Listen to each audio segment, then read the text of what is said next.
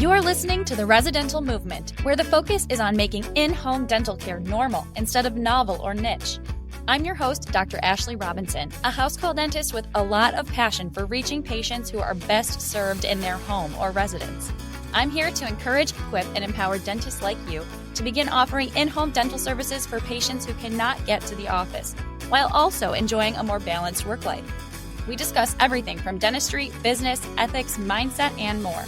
Listen in to learn how you can become a part of the residential movement. This past year, after years of doing house calls and visiting hundreds of homes, I received my first poor Google review. Yep, 1 star. Go look it up if you want.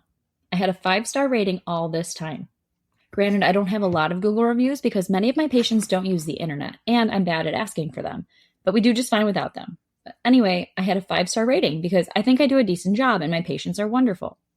The bad review taught me a lesson, but maybe not the lesson that anyone would assume. Let me explain. A gentleman called my assistant to schedule in-home dental care. He has a severe sensitivity to scents, but is otherwise able-bodied. We always tell people that our in-home services are limited, but he insisted that he couldn't go into an office because of all of the smells. My assistant promised I would do my best to be accommodating. She said that obviously we have to bring in scented materials for cleanliness like cavi wipes and hand sanitizer, but otherwise I wouldn't be wearing anything scented. She also explained our deposit protocol, which was to collect a $50 non-refundable deposit prior to booking a new patient appointment, and that $50 gets applied toward the first visit fee. He got all of this info from her over the phone and said that he would think about it. He called back a few days later and scheduled. Then he called to reschedule at one point. By the time his appointment came, my assistant had spoken to him numerous times and I had heard all about him. I knew that I had to make sure to avoid scented products, which is easy for me. I don't wear scented products, and I planned to shower the night before instead of the morning of, just to make sure that any scents from any of my unscented products still wouldn't be a problem. Now, I already think this type of accommodation is going above and beyond. When's the last time that your patients decided what hygiene products you could use, right? But that's what we try to do.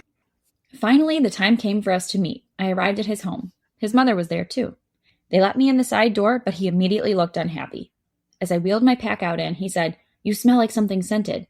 And then he saw my materials and remarked, "And I can't be around cavi wipes. Don't you know this?" I felt almost like he was already skeptical about this whole thing before I even arrived. I assured him that I knew about his sensitivity and that I did my best to accommodate by, modifying my personal routines and products, and that I promised I wouldn't open the cavi wipes around him, but that I would need them at the end in order to clean up and keep things sanitary. He paced around his kitchen again and told me that whatever I'm wearing is scented and that we won't be able to work together.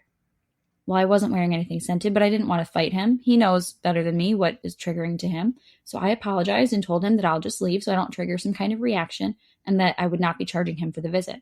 I wished him the best of luck finding dental care. And I was very polite and just said, sorry, this won't work out. I was there less than 5 minutes and no patient relationship was established. So I left.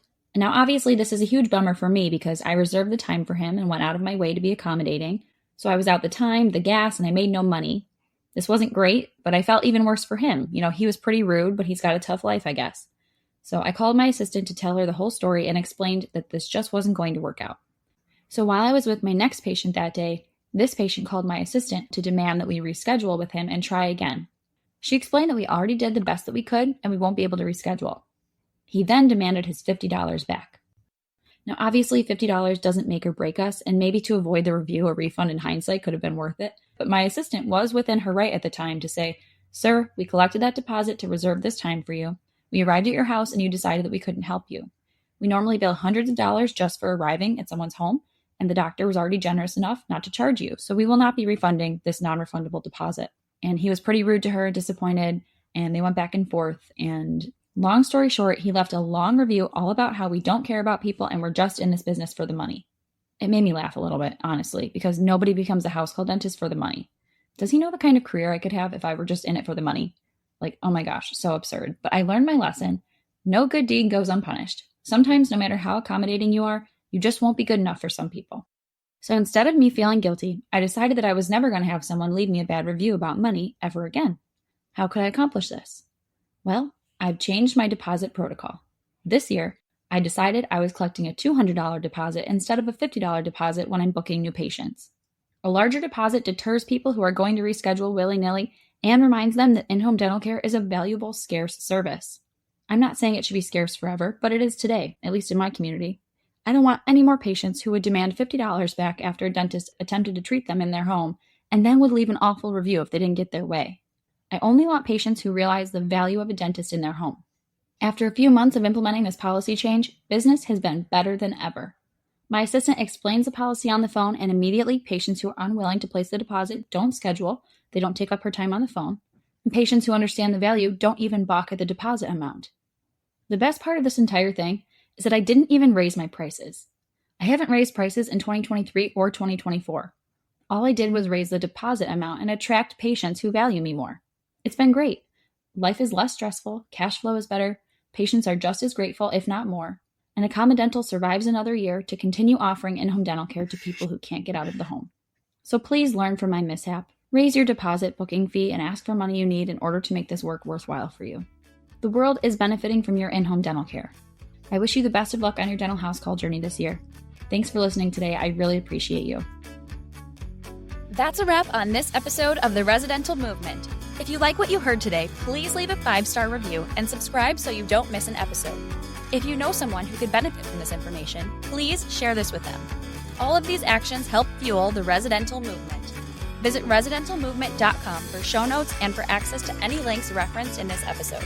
Thanks again for listening, Doc. Keep up the good work.